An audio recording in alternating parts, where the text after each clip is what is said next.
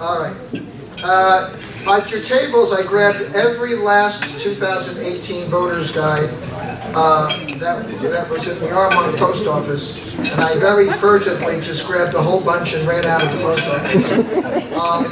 We have a very critical election in November statewide. All the statewide offices are open. As a prelude to tonight's program, and it looks like we're going to be able, in a way maybe it's a good thing, we'll have the ability to focus on just one of the races, one of the prominent races in Westchester, since these two fine gentlemen had the courtesy to follow up with their RSVP and actually show up.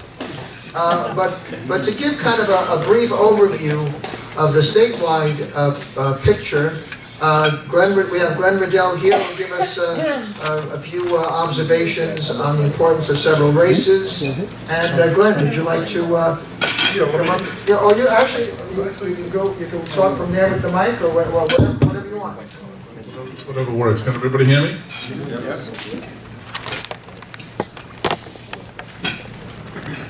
So before I start out, I don't know if these two fine gentlemen have other places to go tonight. Are you okay now, or are you pressed for time? I do have another place to go after this. Fabulous. I have to be there by 8.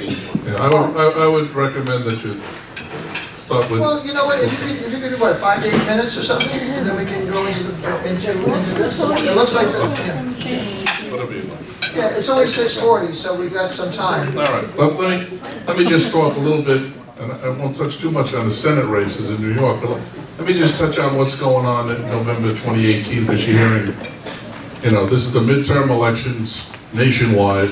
We've all been hearing about the blue wave that's hitting across the country, so to speak. And there's like 60 or 70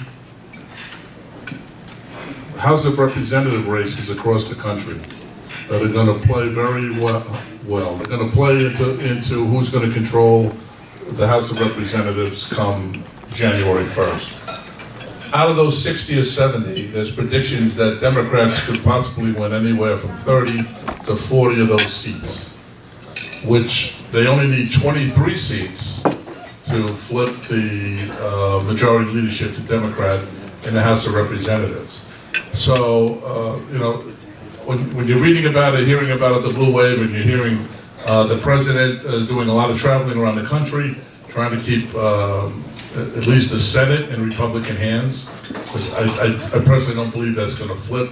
I think the Democrats have too much they have to defend, that they can't really take on some of the other battles, and there's a few key states there. But talk about the House of Representatives in New York, there's probably a good 4 seats here in the state of New York that are in Republican control right now that have an opportunity to flip blue. And one of them is upstate in the Utica area, where incumbent Claudia Tenney is facing Assemblyman Anthony Brindisi. It's a very hard race, it's a very tough race, but Anthony Brindisi has outraised Claudia Tenney at this point. And the latest polling shows him actually in a good position to defeat her come election day. And Brindisi just received the endorsement of the former Congress member up there who was a Republican, who's supporting him over Claudia Tenney. The other close race that kind of catches me a little by surprise, and it's more or less in these guys' area, is incumbent Republican John Faso facing Antonio Delgado. And the race has now tightened up substantially if you go by polls. But the money has come in on both sides, and which is surprising if you're a Democrat out here. The Democrats seem to have captured a lot more fundraising than some of the Republicans in the congressional races. I'm not so sure about that in the state, but at least in the congressional races, the Democrats have picked up a substantial amount of influx of money that they can throw into some of these races. I would say those two races that could flip have a good chance of turning Democratic. The other race, which came from out of the blue, is up in the Erie County area, where Representative Chris Collins who overwhelmingly has gotten reelected, but he just recently got indicted for SEC violations.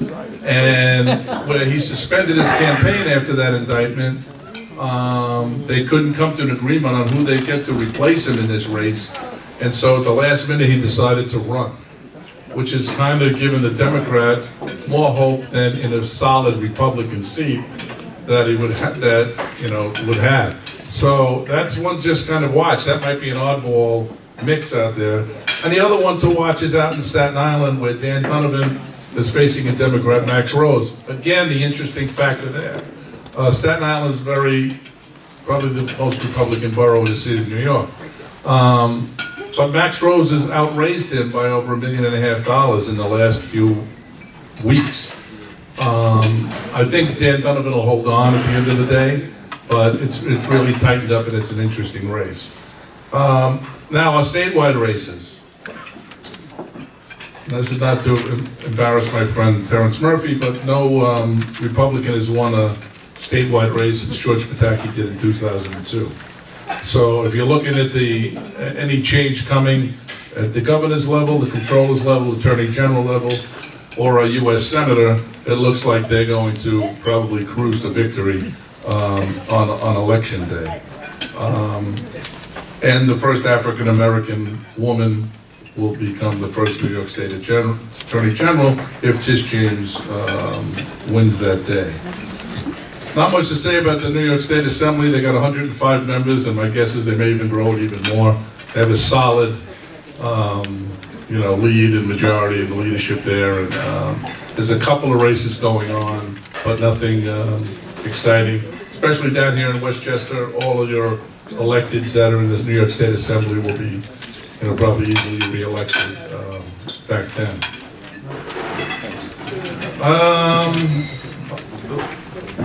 The biggest battle we have in New York State right now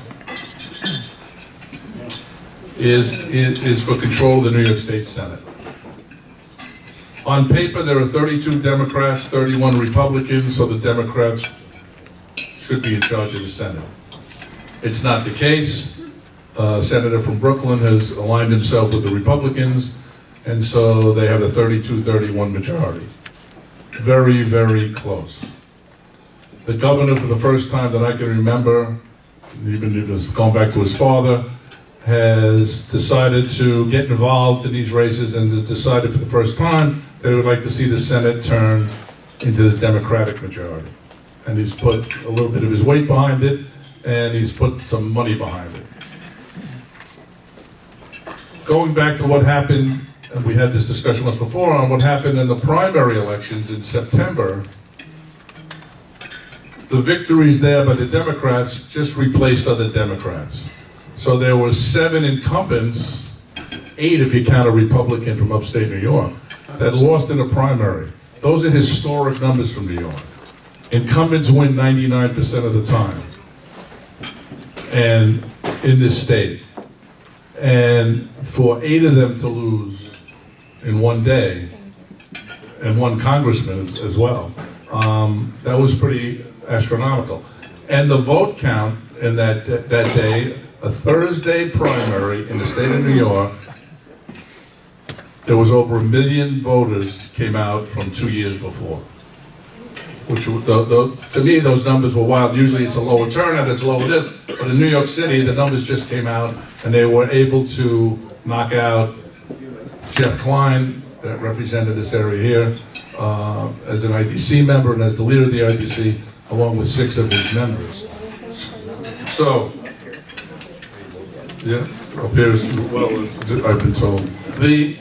Now, what happens in the Senate? For the first time, I've only been doing this for about 30 years, there are 5 open seats in the state Senate that Republicans had since I was born.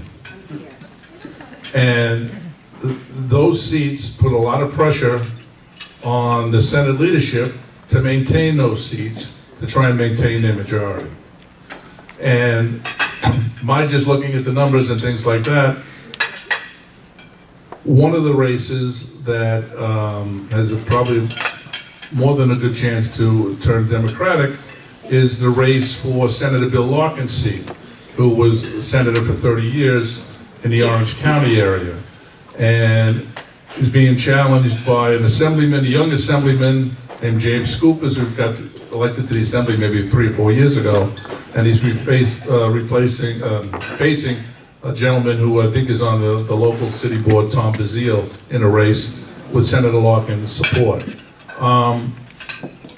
So let's just say that seat becomes Democratic. Now on paper, you've got 33 Democrats and 30 senators.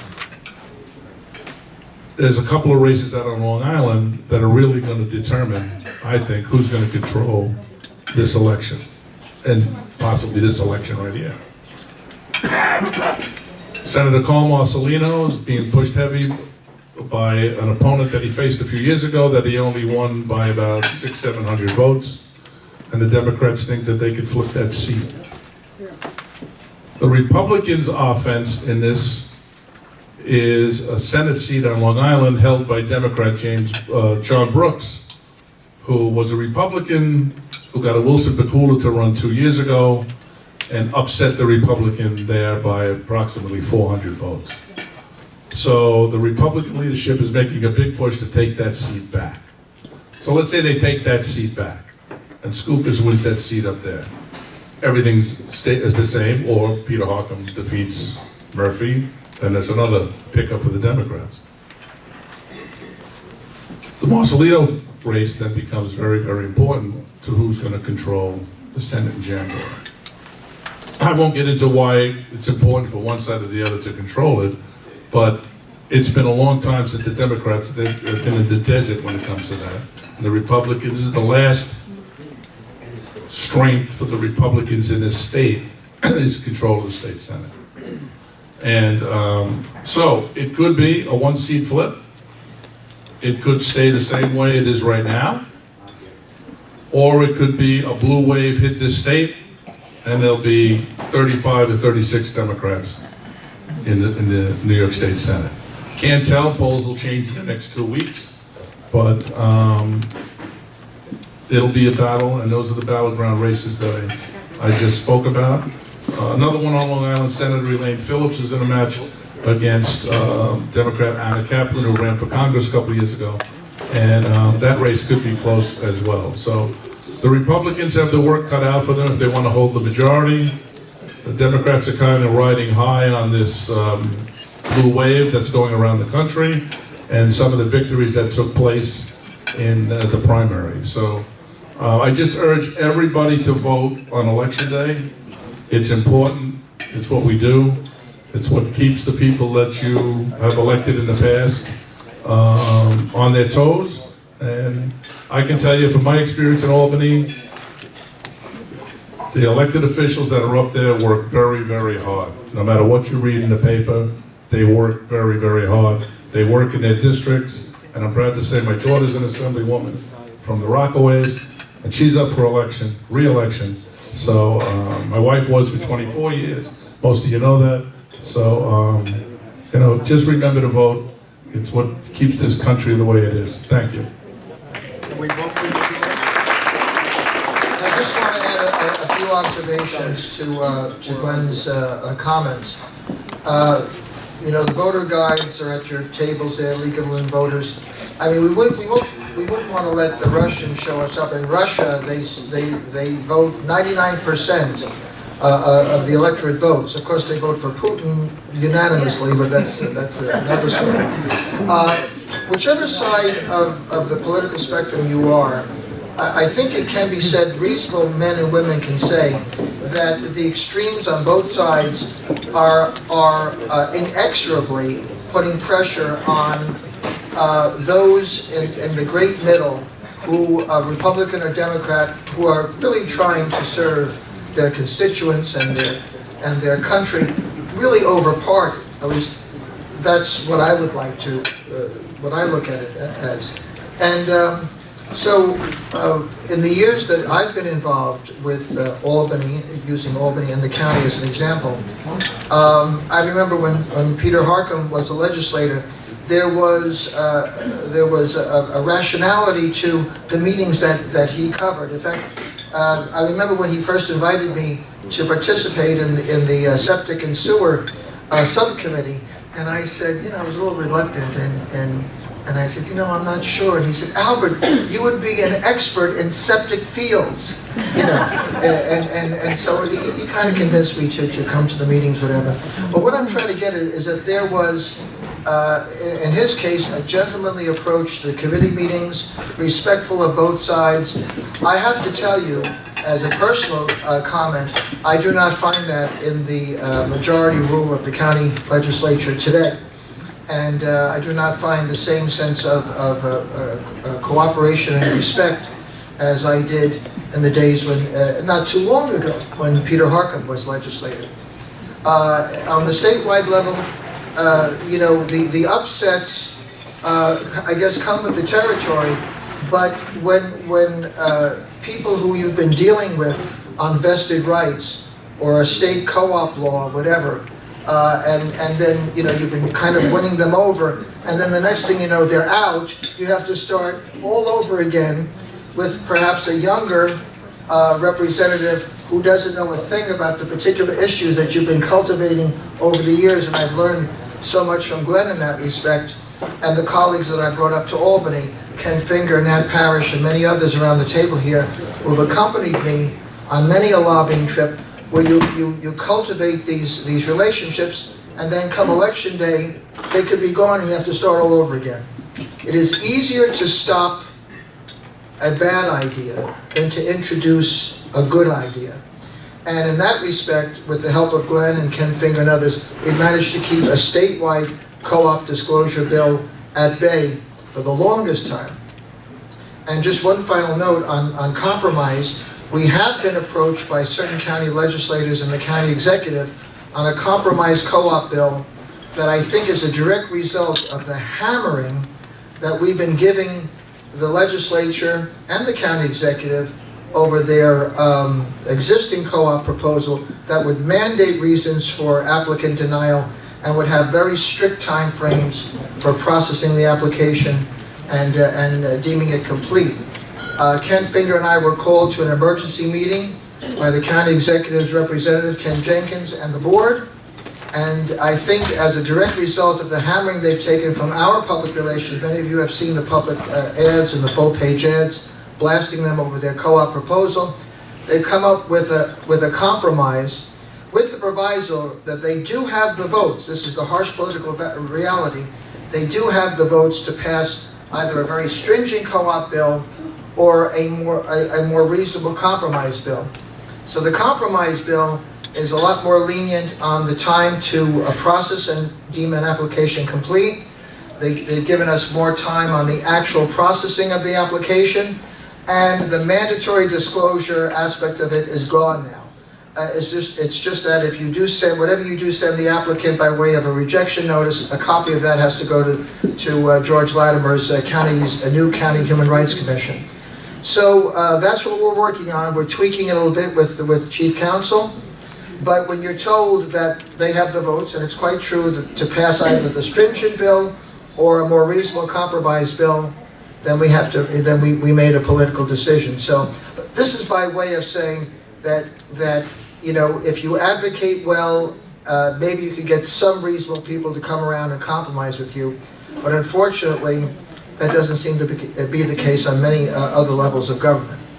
I'll get off my high horse, but I just wanted to give you these examples of what we do in terms of real advocacy and working on behalf of all the constituents of our Building and Realty Institute. Okay, we have one big race in the county, and we are privileged to have our two very mutually respectful adversaries and qualified adversaries for that position. I will start with our well, I don't know. Do we toss a coin, or do you have any preference in who goes first, or whatever? I will call upon the challenger, Peter Harckham, to go first, and then our incumbent, Terrence Murphy. Peter Harckham, as I say, I've come to know over the years as really an exemplary county legislator who always showed professional respect and deference to this industry and an attempt to understand the various needs of our builders and contractors, especially out in the field, and a 4-term county legislator. And beyond that, I don't know too much about the man, but I'm going to leave that up to him to introduce himself. And Peter, just maybe about 5 minutes, just to kind of give the audience a better idea of yourself. And here we have Senator Carlucci. Senator, come up and have a seat. And we'll get to, we'll start with, we just started actually. And we'll start with Peter Harckham, and then we'll go to Terrence Murphy, and then to Senator Carlucci. All right, Peter. Peter Harckham. Thank you, Albert. It is my pleasure to be here with all of you this evening and with Senator Murphy and Senator Carlucci. I don't really view this as a partisan forum, so we'll save the fireworks and the partisan bickering for another night. I think tonight what I would like to do is just focus on the issues that are important to your industry and my experience with those issues and where I stand on those issues, and also to listen, to hear what you have to say and what's important to you. First, I want to put a shout out to Albert, because Albert and I did a lot of work together. I served on the Westchester County Board of Legislators for 4 terms. I was a majority leader for 4 years, and we worked very closely together. And that didn't mean we always agreed. In fact, I see Ken there smiling. We were on different sides of some issues that were important to you. And Albert and Ken always worked hard, and I worked hard to try and find common ground and compromise. And that's what I'll do if I'm elected to the New York State Senate, because I think that is very, very important. That was a great overview of kind of the political landscape and the upheaval that happened in the Democratic primary. I would share with you that in Dutchess County, for instance, it wasn't just in New York City. Democratic turnout was up 400%. So it was an explosion that even we in the process did not see coming at that level. But I was kind of one exception to the rule, because I actually got in the race late, and I challenged one of the activist candidates. It was all about activists tossing out establishment candidates. And I, having had experience as a legislator, and I should mention I served in the governor's administration for 3 years, I actually beat one of the activist candidates based on my experience. So it was kind of an anomaly to what was happening down in the city, but certainly up here in Westchester, Putnam, and Dutchess, the Democratic Party thought that experience mattered. I did work for 3 years in the governor's administration. The first year I spent doing community development block grant work. There was some $4.3 million that HUD had taken away from Westchester County because the former county executive was not in compliance with the housing settlement. So Nita Lowy and the governor got that money back. They asked me to help roll that out because of my knowledge in the area of block grants and affordable housing. So that was very interesting. We did 14 projects in 10 municipalities, including affordable housing, ADA, senior projects. So that was an interesting project. And then after the first year, I moved over to the Thruway and spent 2 years doing intergovernmental relations for the Tappan Zee Bridge replacement project. And part of that was serving on the Management Labor Committee, dealing with the PLA and those types of things. So let's jump ahead to the Senate. What are critical issues that we need to be addressing, and what are important to you? To me, it's infrastructure, infrastructure, infrastructure. When I was on the county board, we passed $1 billion in capital projects, roads, bridges, sewers in Westchester County. And although the then county executive did not act on them, many of them, and now the new county executive is trying to prioritize those and get them out the door to create jobs. We have very old infrastructure here in Westchester County, certainly in Putnam and Dutchess. And so roads, bridges, wastewater. We, in fact, you get north of Mount Kisco, we don't even have sewers. It's all septic. And Al was talking about our septic subcommittee. I will not bore you. I could talk for 30 hours about septic issues. But the issue is our downtown main streets, the storefronts in every municipality, from Westchester to Putnam to Dutchess, the storefronts are vacant because our family businesses can no longer compete with the online retailers and with the big box store chains. So what we need to do is we need to find a way to funnel foot traffic and people living back in our downtown hamlets. A lot of our downtowns have lost, would be retail on the bottom and the top 2 stores would be apartments. Right now you have lawyers' offices, you have acupuncturists, you have real estate offices because there's not septic capacity for people to live there. So infrastructure is crucial if we want to bring restaurants downtown, if we want to bring housing downtown, which is another issue. We need life cycle housing. Our seniors cannot afford the high property taxes, but they want to stay in the communities that they help build and love, and they don't want to deal with mowing a lawn and cleaning gutters and those sorts of things. So we need housing for our seniors. We need housing for young people who want to come back and stay in the communities that they grew up in. We need housing for first responders, for town employees. It's critical. So affordable housing, life cycle housing, senior housing are critical needs. And I know we've done a lot of work with many of your members on that. So when it comes to the issues that are important to you, as I said, we will always have an open door. We may disagree on some things, but I will always reach out to find compromise. But certainly on the development of our downtowns and on the expenditure of infrastructure money, which is essentially what you need. You can't develop a project if you don't have infrastructure. So while New York State has been very good at infrastructure for very large projects, the Tappan Zee Bridge Replacement Project, JFK, all these kind of things, Syracuse Airport, all these very large projects, we need to really start focusing on our downtown main streets, our hamlets, our villages, and wastewater and clean water are essential. So it's a pleasure to be here. I look forward to your questions. I saw Albert standing, I know. That was my time, that was my cue. So thank you, it's a pleasure to be here with everybody and look forward to your questions. That finishes the first round. We'll get to, we'll certainly get back to you. And now the incumbent, Terrence Murphy, a 2-term incumbent, right? Terrence, right? And he took over from, he succeeded from Greg Ball and was elected for 2 terms. Terrence Murphy has been ubiquitous in the district. I happen to be in his district, and has just been certainly very hardworking for the district.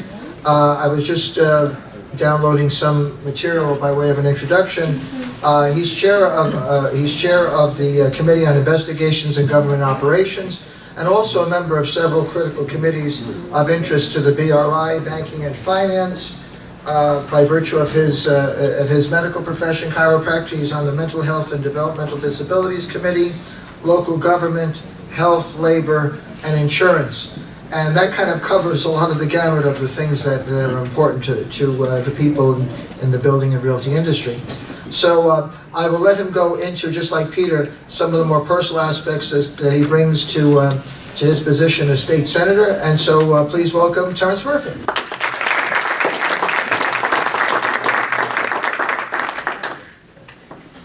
First of all, good evening, everybody. Thank you for having me. And Albert, it is an honor and a privilege to be here. For those of you that don't know me, my name is Terrence Murphy. I am your state senator from the 40th Senate District.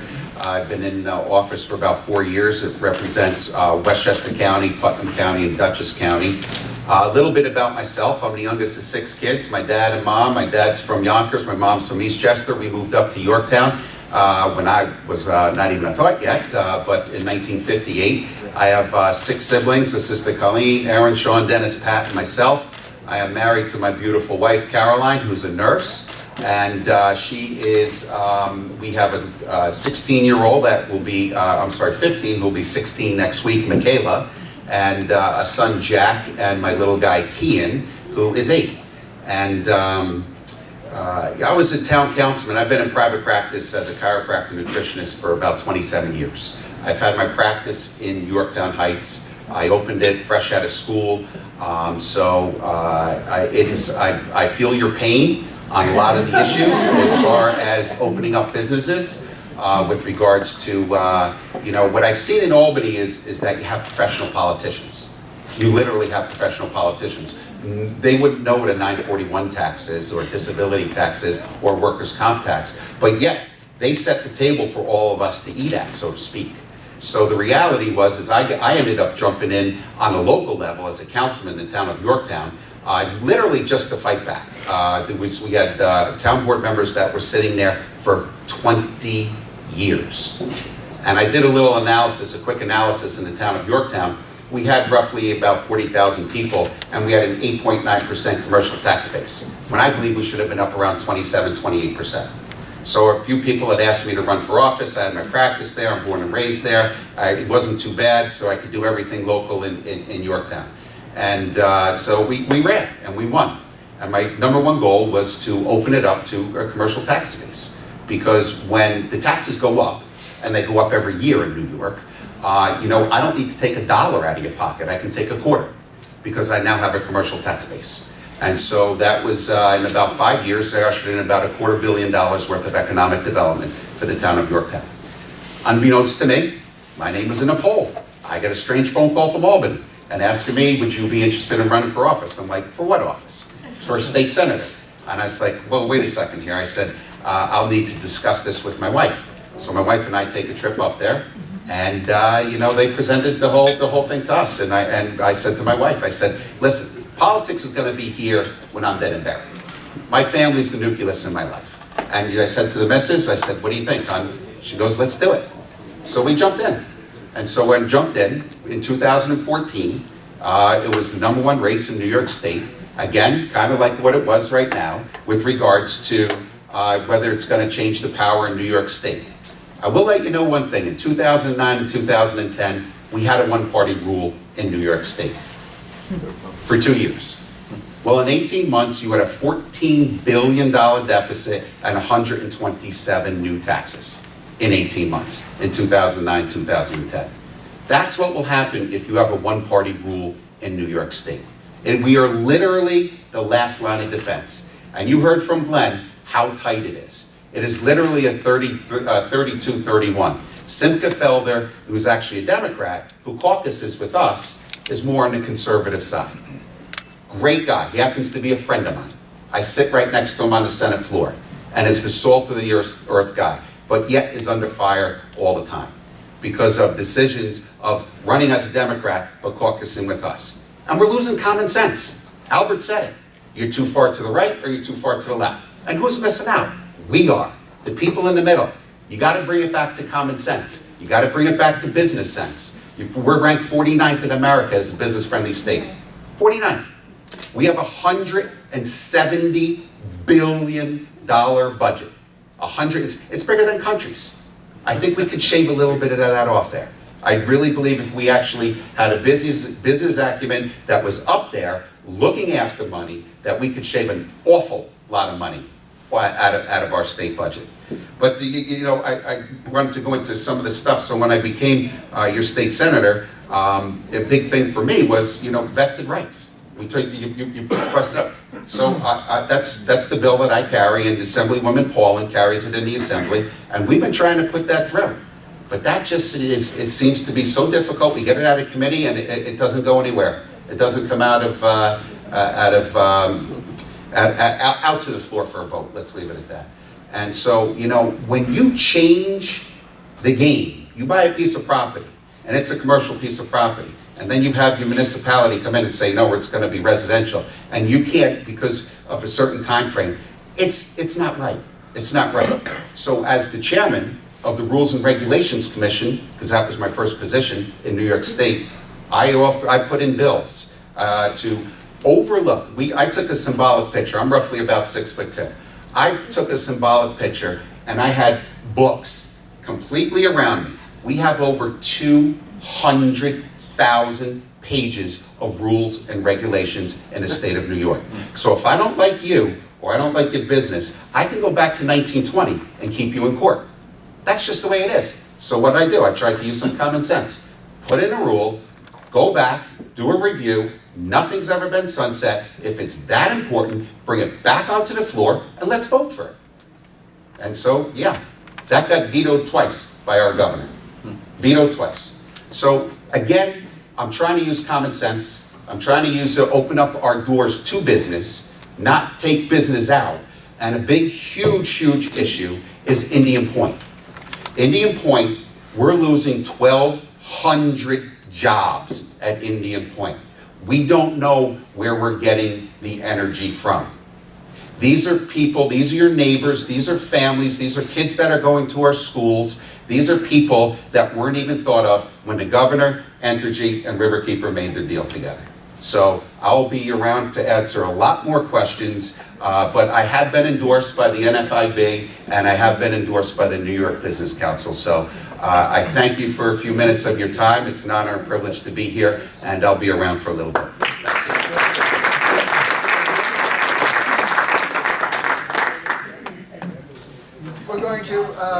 We're going to get away from the senatorial district. What number, forgive me, Jim, what number is it again? I'm 38. You're 38. You don't look a day over 25. 40, okay. We're going to double back to 38. We have Senator David Carlucci. Now, in the interest of full disclosure, Scott Vanderhoff, who is the former Rockland County executive, is his Republican opponent. And Scott, you know, swore on a stack of pancakes that he was going to be here tonight. So notice I didn't say Bibles. I decided to keep it to pancakes. David Carlucci, all of us know David, state senator representing the 38th district, which includes all of Rockland County and part of Westchester County, I think on the Hudson River side, Ossining, perhaps in Tarrytown area. He has been in office since 2011, as I understand, and took over from Senator Thomas Morahan, who was often a frequent, Glenn and I and Ken and Nat and others around the table here in the room here, met with Senator Morahan on some of the issues, as Terrence mentioned, vested rights and reform of the State Environmental Quality Review Act, etc. So it's been a long process. Without any further ado, I'll let David continue with an introduction, about 5 minutes, just to introduce himself to you all. Senator David Carlucci. Well, good evening. How's everyone doing? Awesome. Good. I feel a little bit like a third wheel here, you know. But again, I'm Senator David Carlucci, and I have the good fortune of representing parts of Rockland and parts of Westchester. So I've got both sides of the Hudson at one of the widest parts. So the Tappan Zee Bridge is extremely important to me. But first, I want to tell you why I'm running for re-election. I've got 2 small children. My older guy, he's 5 years old. He just started kindergarten this year. He's at the same elementary school I went to.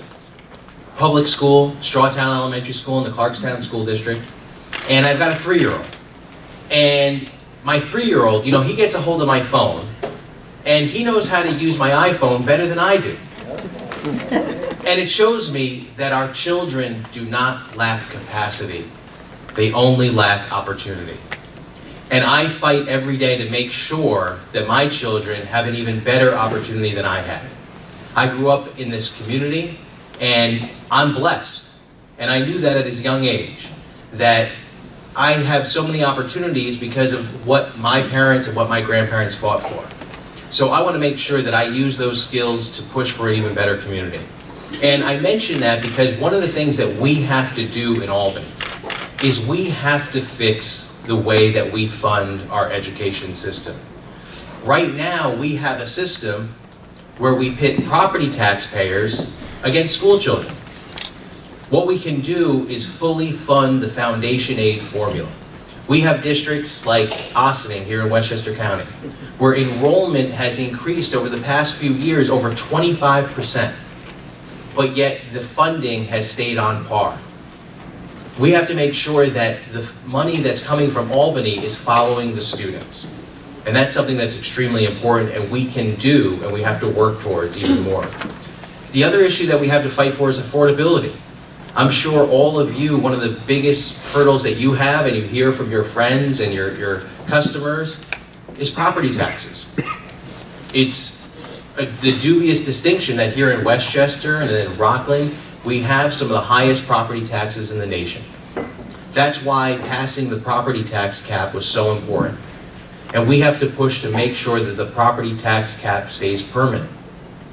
We have a program where we have the Hire a Hero program. This is a program that gives tax credits to businesses that hire an unemployed veteran. And the way that we've worked that is that it actually is rewarding the companies that are paying the highest salary. So it's actually a percentage of the salary is given back as a tax credit to businesses here in our community. So with the Tappan Zee Bridge, we have this beautiful new bridge, but if we can't afford to cross it, it will absolutely crush our economy. So that's why I fought hard to get the toll freeze. We have that until 2020, but we have to be working now proactively to pass a resident discount for Rockland and Westchester residents. So beyond a commuter discount, if you cross that bridge once a day or once a year, just for being a resident of Rockland and Westchester, I think it's extremely important to have that resident discount. We talked about infrastructure. I believe that if we raise that toll, besides crushing our economy because people will be thinking twice before crossing that bridge, it will also have a chilling effect to say, hey, what resident, what community wants to have one of these super infrastructure projects if you're the ones that are going to be responsible solely for the bill? And so a resident discount is important on so many levels. One of the things that we have to be moving towards is right now when you think about transportation, particularly here in the Hudson Valley, the IRS will give you a tax credit for mass transit. They'll give you a tax credit to park your car at a parking garage. They'll give you a tax credit to ride your bicycle to work. But you won't get a dime of a tax credit for tolls. And that's something that impacts us here in the Hudson Valley.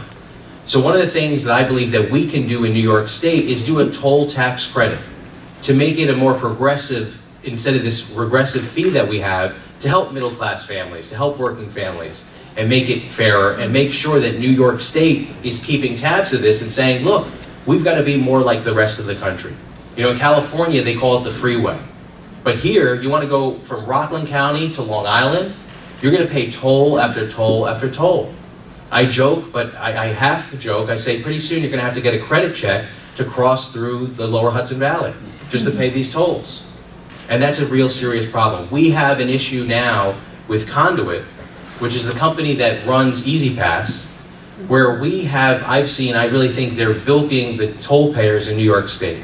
Right now, the Journal News put out a report that shows that tolls by mail is now making more in fines than they are in tolls. They have a system, and I don't know if any of you have experienced this with the tolls by mail, where people were racking up thousands of dollars in fines because the Thruway Authority started hitting you with a $100 fine every time you cross the Tappan Zee Bridge. It's a $5 toll, they're adding $100, and when you look at the laws, you look at the accountability for the Thruway Authority and Easy Pass to send bills in a timely manner, there's no requirement. So people were getting bills 60 days later when already charged for late fees. It just didn't work. I worked with my colleagues in the Senate, wrote the Toll Payer Protection Act. We passed that through the Senate, through the Assembly.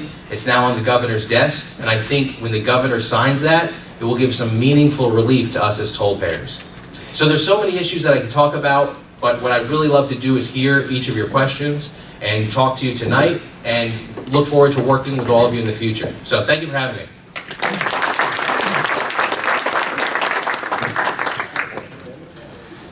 David's comment about how there's nothing in the law that gives deadlines for billing people crossing the bridge, and that's one of this industry's major complaints about SECRA, that the deadlines are very amorphous and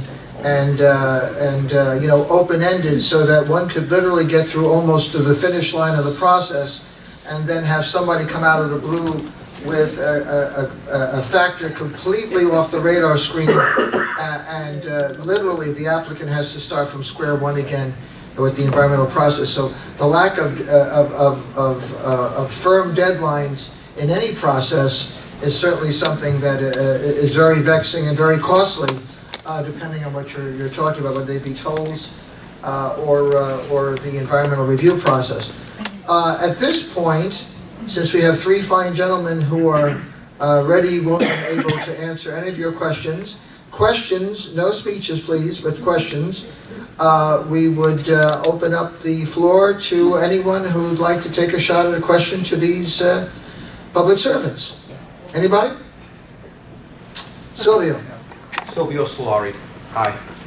Property owners are having a hard time in Westchester, as you know, because of the new tax laws. They're limiting the tax deduction. I don't have any ideas. What are your ideas on how to resolve this or help the taxpayers? Oh, yeah, please. We've got 2 mics. Well, the first thing is, one of the first things that we did was, right now, or until this year, we've been coupled with the IRS tax code. So we follow the rules of the IRS. And that's why I mentioned the toll tax credit before. Some of the things that are just unfair to us here, but benefit the rest of the country. And I mentioned tolls because tolls are a unique problem to us here. You go to other parts of the country, they don't have that issue, and you see that in the federal tax code. So the limitation of capping property tax deduction at $10,000, or property tax and state income tax, real big problem. In Rockland County alone, unfortunately, 60% of property taxpayers pay more than $10,000.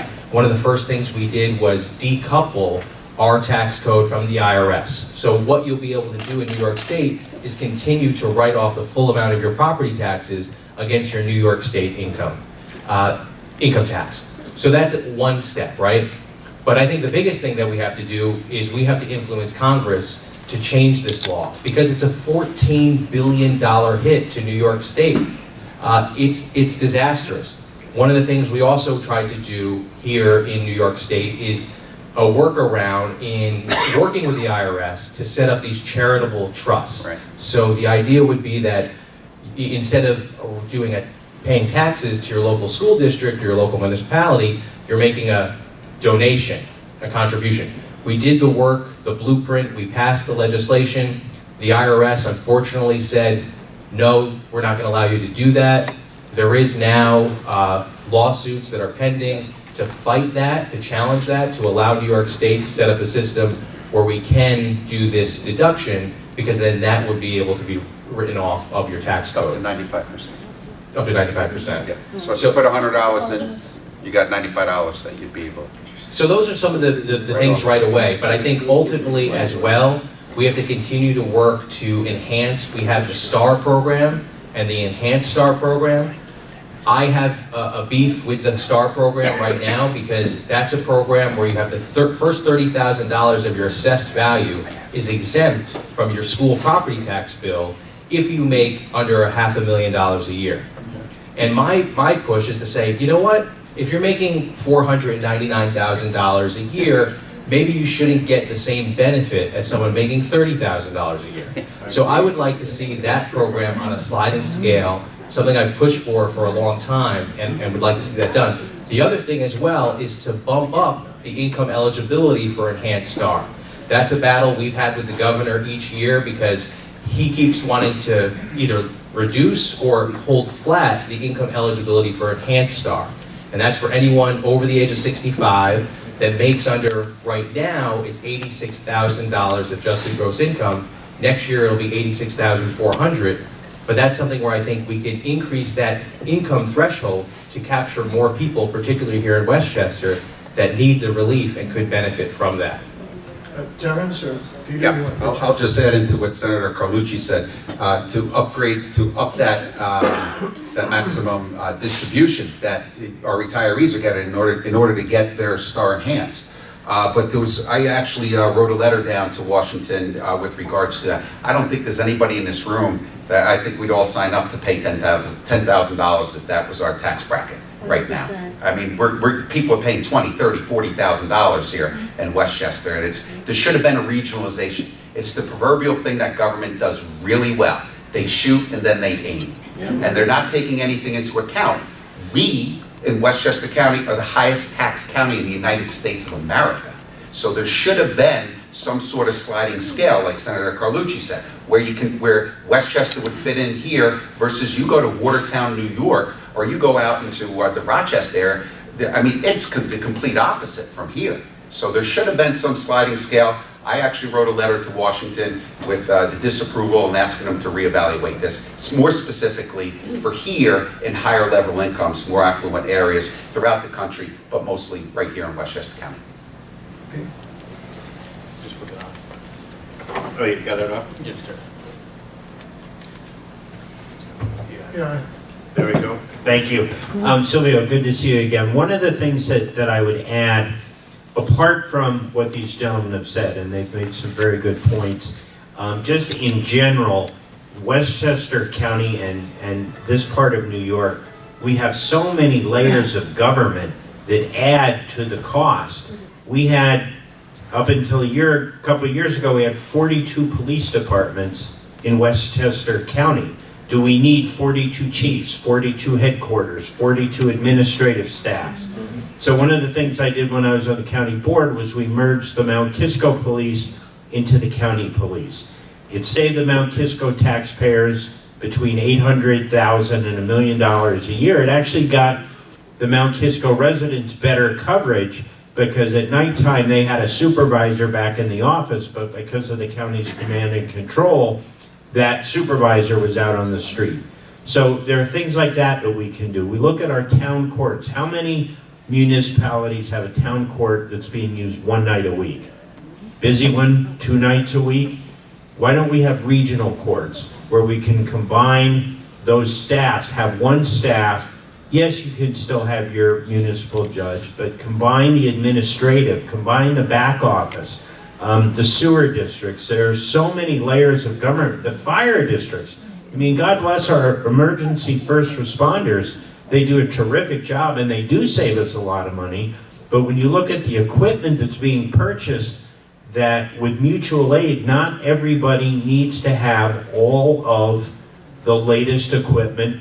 One can be the ladder truck, one can be the rescue, one can be the pumper. Not all 3 departments within a mile of each other need all 3 sets of equipment. And all of this cumulatively adds to our tax burden. And I think we've gotten very comfortable because we love home rule, we love our local zoning, and with that has come mission creep. Then we have our local fire departments, police departments, courts, and all of the other departments that go with that on a local level. And we've got to say, which is more important? Is it the tax bill or is it having all of these services locally? You know, it's really the economies of scale you get by regionalizing. Again, we're a home rule state. We don't want to necessarily give up that control of zoning and what makes the characteristics of our municipalities. But certainly there's so many of the daily functions of government that we can regionalize and save taxpayers money. Other questions? Other questions? Jason. Hi, good evening, gentlemen. I'm Jason Schijano. I'm president of Levitt First Insurance, and we're a broker in Terrytown. We insure a lot of apartment buildings, condos, co-ops, and construction contractors, all of which are affected by the scaffold law, New York Labor Law 240-241. So there's a bill that's been wallowing at the state legislature now for a while. It's McDonald-Ashgar. It's the reform of the scaffold law would go to a standard of comparative negligence instead of absolute negligence, and would take the burden off of construction contractors and property and owners, condos, co-ops who are currently facing insurance rates that are highest in the country because of the liability associated with this law. So I'm curious to know if you can support that bill, and if not, why, since when they finally got rid of it in Illinois, which is the last state in the union to get rid of the law, New York's the only one to have it, the safety records actually improved while the economy, construction economy, was stimulated. Thank you. Anybody want to take a crack at the scaffold law? Yeah, listen, I will. It's been floating around. Can everybody hear me? Yep. It's been floating around for a number of years up in Albany. It's a very controversial type of a bill that no one really wants to touch for a number of different reasons, and I'm just being open and honest with you. But one of the real problems with it is that there's only like 1 or 2 insurance companies that will actually insure you. That's because And I think no one Peter wants to might take know the that, risk if they're you're- dealing with this Tappan Zee Bridge and the extra cost. Because that no one it ha- wants to take the risk anymore. Exactly right. So it's the Because of the proverbial, law. excuse me? Because of that law. Right. Nobody wants to take the risk and insure companies in New York. That's why there's so few companies. Because of the scaffold. I get that, but the reality is that it's right now it's the law and no one wants to pick that up. But if you had insurance companies that you had a competitive, you have competition. If you get that rid of the law, the competitors will flood the market, I guarantee it. Well, I don't know what to say to you, except to be honest with you, it's like a proverbial third rail up in Albany. It's been bounced around. I'm sure Senator Carlucci's had people come and knock on his door. You know, I was an astronomical cost to the Tappan Zee Bridge. Exactly. With regards to, there's really only 2 insurance companies that you can actually, that I know of anyhow, that you can actually get the scaffold insurance for. Yeah, and I would just add, I would agree with what Terrence had said. When we talk about these issues, and I'd be happy to talk to you further about it, because one of the things that I'm very concerned with is, mine's loud, is that when we talk about this, we hear a lot of times, hey, just get rid of this mandate and insurance rates will fall. And I've heard that again and again, but yet I haven't seen insurance rates fall. And I know you talk about Illinois. That's because you haven't got rid of the reform the law. Well, but in many cases, so where we say, oh, just do this, and it'll be good for the insurance, the person buying insurance. So I think that's something that we've got to get serious about. That's why I'd like to talk to you further about, you talk about Illinois, that you get rid of these requirements and safety has improved. I haven't heard that, but that's why I'd be happy to talk to you about it further. Thank you. Thank you. Yeah, thank you. I too would like to learn more from you, to get your perspective. I used to be in the communications business, and I did some commercials for a law firm that did some of the type of work that you're lamenting about, and they would tell just these horrible, war stories of negligence, and so, so we've got to find the middle ground here. We really have to find the middle ground, because we don't want to put the strain on the building owners when someone is being negligent. So we've got to find the middle ground, and it doesn't sound like we're there yet. But I've heard a lot on this issue from the other side. I'd be happy. I'll give you my card afterwards. Please educate me. And that's what's great about these forums. I'd love to talk to you more. Thank you. Thank you. Any other questions? Any other questions? I would like to give Terrence, when did you have to leave? I'm sorry, when did you? I'm supposed to be someplace at 8 o'clock. Okay. Right fast Oh, why about don't it. we do this? If there are no other questions, then let me give each of these 3 gentlemen, starting with Terrence Murphy, 5 minutes to kind of give up their parting remarks to you all, and then we'll call it an evening. So Terrence, would you mind going first? This sort of gives you a chance to get up there by you. No problem. Thank you. Okay. Thank you again for allowing me a few minutes in front of you, the BRI, everything that you do. The business community, 90% of America runs on small business. This is what we have to look out after. As a small business owner, I've been in private practice for 27 years. We've had a family restaurant in the town of Yorktown. After my father died, that all the kids, we bought the land to build in the business, and we had a restaurant in there. We just sold it just recently, probably about a month and a half ago. But this is so important. But the reality is that you need to be heard. And as your voice in Albany, meaning me, I've tried my damnedest to make sure that I cut as many rules and regulations to allow businesses to get back to New York. Over the past 8 years, we've lost 1 million people that have fled New York, whether it's through the business, whether it's through the taxes. We've got to bring them back. This is the greatest state in America. I truly believe that. I'm born and raised here. I'm born and raised in Yorktown. I want to stay there. I want to raise my family there. I want to raise my 3 kids and have them come back home. But right now, everybody's fleeing. That's got to stop. We've got to use common sense. And common sense isn't so common in Albany. And I think Senator Carlucci will tell you that too. Because there's sometimes you shake your head or you want to hit your head against the wall sometimes. But the reality is that we need to make sure that this becomes an affordable place for all of us to live in and to retire in. So we don't have people in their golden years. So the worst thing that you can do is have a senior move away from the place that they've grown up in and take them out of their 6-mile radius. Their health usually goes down. I've seen it firsthand.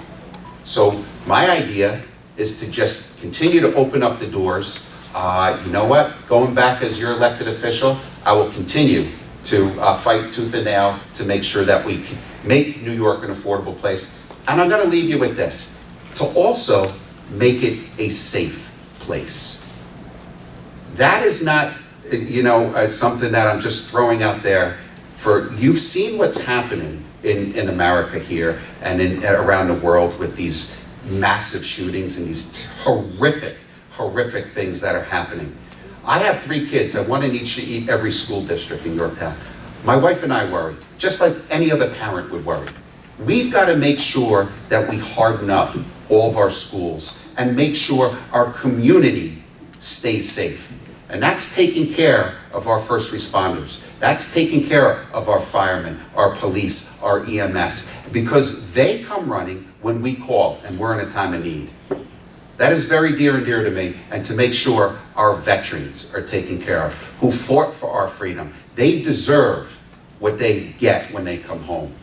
Our development disabled, that's what government should be taking care of. The people who can't take care of themselves, not people that just don't want to go to work. We have one of the most robust economy ever.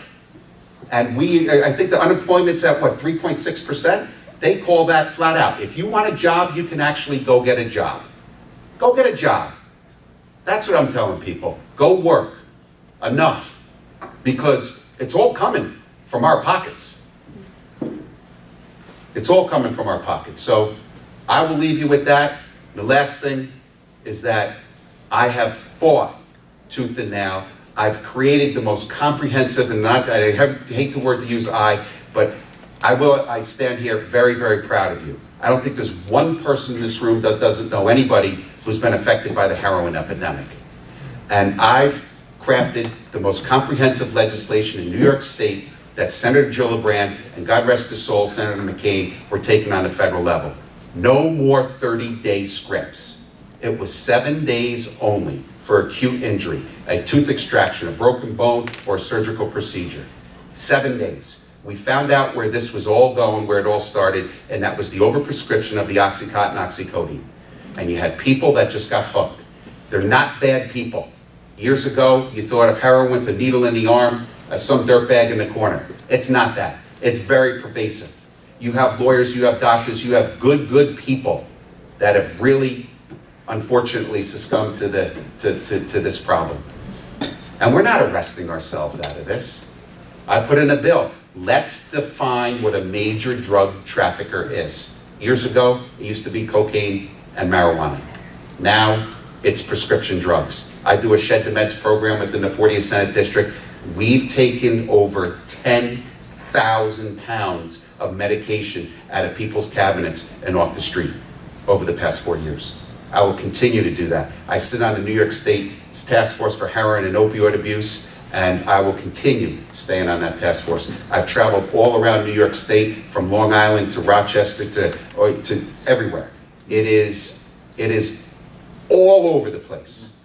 And again, like I said, we're not arresting ourselves out of this. We need to get those people treatment. So we came up with a four-pronged approach: prevention, treatment, recovery, enforcement. The fifth one that I've been trying to deal with, and God willing I'll go back up in January, is the mental health part of it. I believe it runs parallel. And that's something that I will address. Sitting on the Mental Health Committee, it has been decimated by the governor. Absolutely decimated. And it's a disgrace, because it's the proverbial can that has been kicked down the road, and it needs to be picked up and addressed. And I plan on doing that. So, God willing, with your support, I will go back up for another 2 years. I look forward to your support, and my door is always open 24/7. If you ever need anything, my district office is in Jefferson Valley. If you ever need anything, please do not hesitate to ask. Thank you.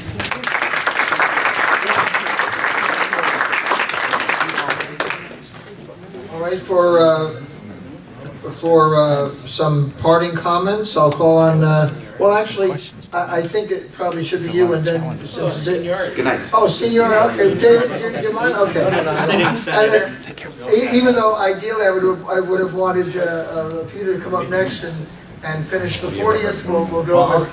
Thank you. Well, it's been an honor and a privilege to be with you tonight. Thank you for having me. Thank you for being here. Look forward to working with many of you in the future.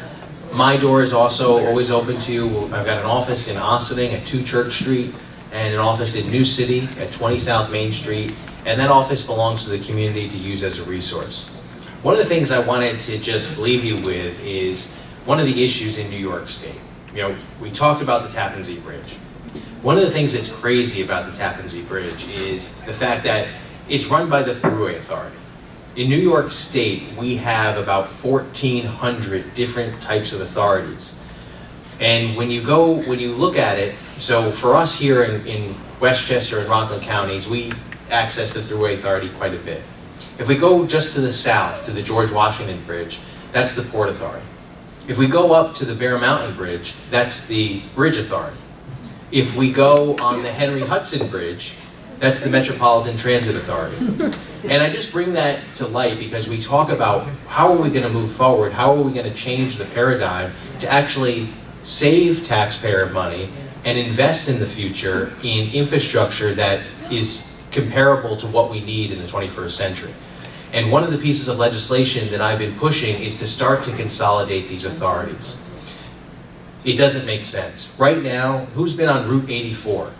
Right, Route 84? You travel Route 84, you can go all the way from Connecticut, all the way through New York to Pennsylvania. You're driving in New York, you get to the, what bridge is it? The Newburgh Beacon. The Newburgh Beacon Bridge. So you're on the Thruway Authority, Route 84, then you get to the bridge, that's the Bridge Authority. Then you get off the bridge, you're back on the Thruway Authority. So I just bring that up because I want us to be cognizant of it so that we can push this issue. We also have the issue with these limited development corporations, and that's another form of authority. And these authorities really come from back, actually the Port Authority was the first one in the 1920s, and its jurisdiction is about 25-mile radius around the Statue of Liberty. And really that's why the Tappan Zee Bridge was built where it was, because when Governor Dewey was building the Thruway, he said, hey, you know, we got to connect from Buffalo all the way to New York City. And it wasn't, hey, let's build it at the smallest part of the river. No, the Tappan Zee Bridge has been built 800 feet north of where the Port Authority's jurisdiction ends. And so that's why it's in one of the widest parts of the river. But I mentioned that just to bring up another reason why this is crazy. So these limited development corporations, like I said, there's about 1,400 in New York State. We mentioned a few of the big authorities, but there's smaller ones too. And what happens is they don't follow generally accepted accounting principles, and they're not even to the same standard that our municipalities are when it comes to being audited by the New York State Comptroller. This is something that I think everyone should recognize and realize is one of the reasons why we have some of the highest taxes in the nation, why we have these fees, and when we don't have discrepancy and we don't have transparency in knowing how our money is being spent. So this is something that I hope that we'll be able to take this conversation and bring it to the forefront, because it is confusing, it's not sexy, and a lot of people aren't talking about it. But if we're serious about having state-of-the-art infrastructure and saving money and investing in our economy, this is one of the things I think we have to focus on and we have to achieve. So with that, I know Terrence talked about the opioid epidemic, which is one of the tragedies in our community. You know, Westchester County, Rockland County, each year over the past few years, we've unfortunately surpassed the last in the amount of fatalities. In Rockland County, you know, a third of the size of Westchester County. Last year we had 40 people overdose fatally. This year we're up to 33. We're on track to unfortunately beat that, which is a tragedy. And you hear about the public talking about it, about policies being changed. One of the things that we've done, I've passed legislation, we were the first state in the nation to allow for naloxone, also known as Narcan, to be accessible over the counter. That's the opioid antagonist. So if someone's experiencing an opioid overdose, if we get naloxone into their system, it saves their life. Today, in Westchester County, the statistics are from the Department of Health that at least one person is saved within the lock zone every day in Westchester County. So it shows that if we are educating ourselves, if we're committed, just as even regular citizens, to be involved in this fight, we can take it on. And I invite you, I do these naloxone trainings throughout the year on a regular basis, and would like to encourage you to come to one of them. And you leave there with an actual naloxone kit. And I say that because it puts you in a position to possibly save someone's life. And now, since I've been doing it, we've trained hundreds of people, and every now and then I'll hear a story from someone that tells me that they were at the training and they used the naloxone kit and saved someone's life. And so this is something important that we can do. It's just one of many steps. This is not going to solve the opioid epidemic, but it's one thing that we can do and we can all be a part of. So again, I'm Senator David Carlucci. It's an honor and a privilege to serve you in the New York State Senate. And for those of you that I'm meeting for the first time, look forward to seeing you in the future and working with you in the future. And I ask for your support on November 6th. So thank you so much.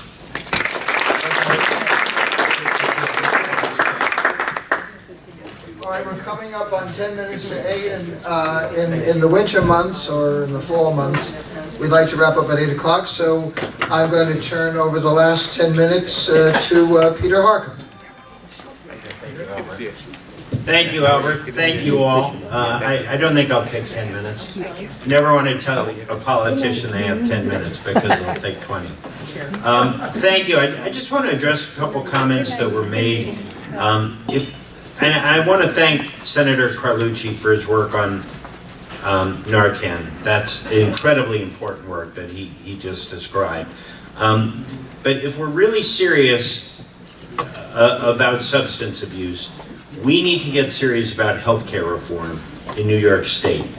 And the subject of healthcare reform has been blocked by Senator Murphy and the Republicans who run that committee in the New York State Senate. So I think many of us in this room know somebody who's had to pay $50,000, $40,000 out of pocket to get a loved one into substance abuse treatment because that facility won't take their insurance, or that they will only pay for 4 days of detox, not 28 days of treatment. So if we're going to get serious about substance abuse and serious about community mental health, we need to get serious about healthcare reform.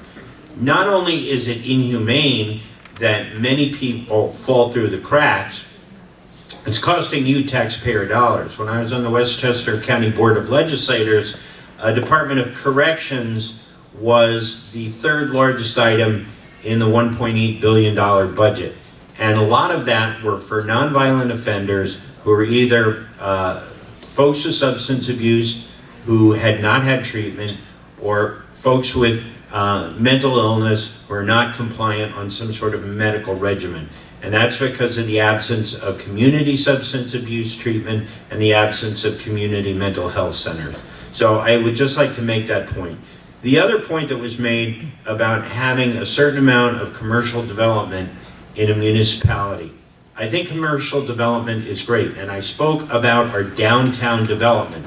But the example of Yorktown that was given, all right, several box stores were built outside of the town. There was a BJ's and something else, and now there's a Lowe's and a Costco coming.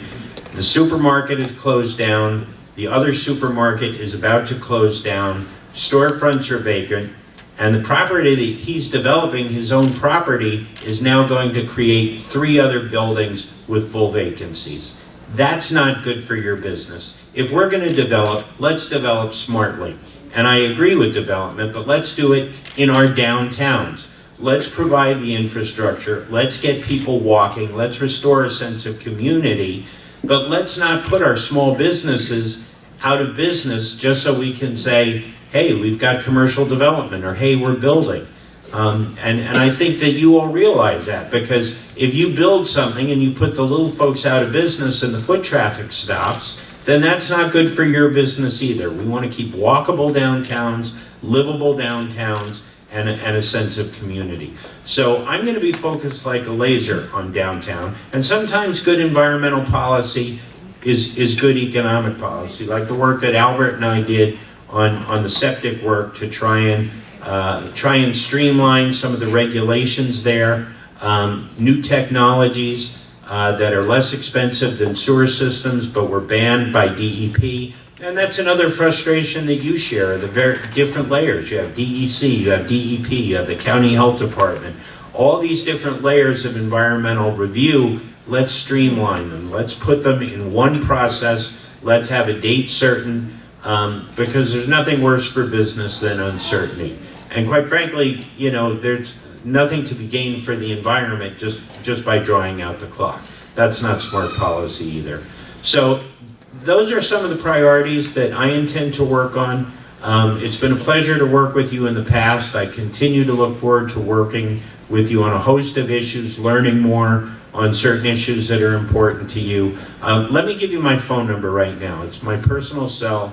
I always have it. Please feel free to call me. It's 914-299-7365. And I've got that with me all the time, so feel free to call anytime. It's a little crazy in the next 2 weeks, but leave a message and I promise you I'll get back to you. All right, thank you so much and have a great night. Well, as I look over the room and I look at our participants, there's an old line from the Bible, I think, many are called and few are chosen and even fewer show up. So thank you all for coming tonight. Our next meeting is the Feast of St. Albert, November the 15th, don't forget it, Albertus Magnus, and hope to see you all at our December holiday reception. Thank you all for coming out. Safe home, and see you next month. Thanks so much.